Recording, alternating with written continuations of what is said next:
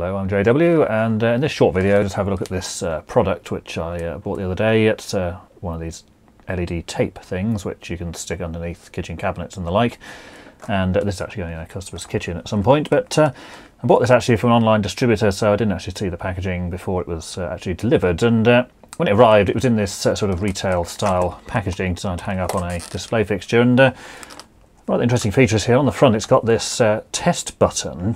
So that this is a bit bizarre, and if you actually press it, then sure enough the lights do actually come on. So obviously they must have put some kind of power source in the box, so I thought I'd have a look at that and see how they'd actually done it.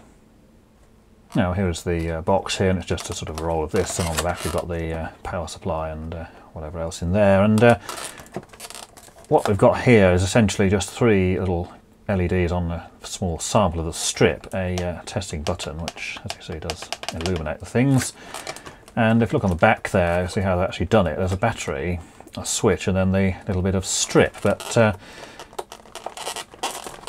this product is a fairly low cost item, and so this only cost around £20 for the kit, as it were, so it seems odd that they've gone to the trouble of putting this in, which it would have actually cost certainly a non-trivial amount of money. You've basically got a battery holder with two wires. Inside you've got this alkaline cell, a 23A, a 12 volt sizing. That's about half the length of a AA cell there. A little tact switch, a sort of PCB mounting, although they've just soldered the wires onto it directly there. And then a small sample of the LED tape. This doesn't actually have the gel coating on, although the actual product does. So it seems an awful lot of bother to go to just to make effectively a demonstration thing, particularly bearing in mind that this is designed as a retail pack, presumably to hang up in a shop or something, and this was from an online distributor, and the size of them, you would have thought they could have just got this in a plain pack and then obviously reduced the cost of having this component here. But if you actually went and bought these things, you're probably looking at a couple of pounds just to buy this sort of assemblage of equipment if you bought them individually.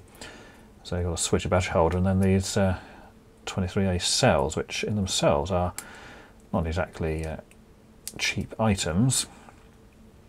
This is a Sun King variety, so not entirely sure who they might be, but say it's actually a proper holder and everything. It's not just, as I thought it might be, it's just a sort of a cheap 12 volt cell with directly soldered on terminals to it, but yeah, actually got a holder there and everything, so certainly rather bizarre, but the holder actually says 1.5 volts in the bottom as well, which certainly doesn't fit with the 12 volt thing it's had shoved in it.